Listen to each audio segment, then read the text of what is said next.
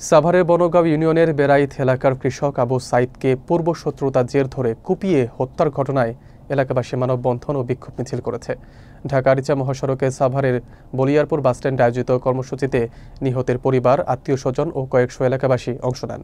তারা অভিযোগ করেন, হত্যাকাণ্ডে আওয়ামী লীগের সমর্থক জাকির বাহিনী ও তার লোকজন জড়িত। 23 অক্টোবর সাভার মডেল থানায় 26 জনের নাম উল্লেখ করে হত্যা মামলা দায়ের করা হলেও এখনও কোনো আসামিকে গ্রেফতার করা হয়নি। প্রতিবাদকারীরা দ্রুত গ্রেফতার এবং আসামির ফাঁসি দাবি করেন। তারা আরও জানান, আগামী 24 ঘন্টার মধ্যে আসামিদের গ্রেফতার না করলে ঢাকা আরিচা মহাসড়ক অবরোধের হুমকি দেওয়া হবে। বিস্তারিত থাকছে জাকিরের প্রতিবেদনে।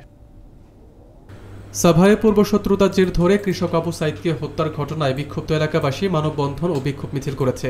সোমবার দুপুরে ঢাকা আরিচা মহাসড়কের বলিয়ারপুর বাসস্ট্যান্ডে আয়োজিত এই কর্মসূচিতে নিহতের পরিবার, আত্মীয়স্বজন ও কয়েকশো মানুষ অংশ নেন। তারা অভিযোগ করেন, গত 22 অক্টোবর রাত 9টার দিকে বনগাঁও ইউনিয়নের বেড়াইত এলাকায় আবু সাইদকে কুপিয়ে হত্যা করে আওয়ামী লীগের সমর্থক জাকির বাহিনী এবং তার লোকজন। হত্যাকাণ্ডের পর 23 অক্টোবর সাভার মডেল থানায় 26 জনের নাম উল্লেখ করে হত্যা মামলা দায়ের করা হয়, তবে পুলিশের কোনো আসামি গ্রেপ্তারের কথা বলতে পারেননি।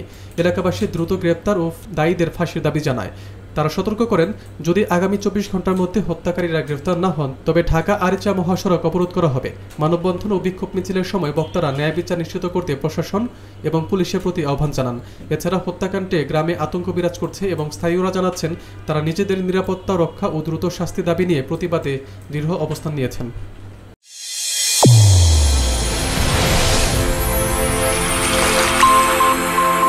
চ্যানেল A1 হৃদয়ের স্পন্দন।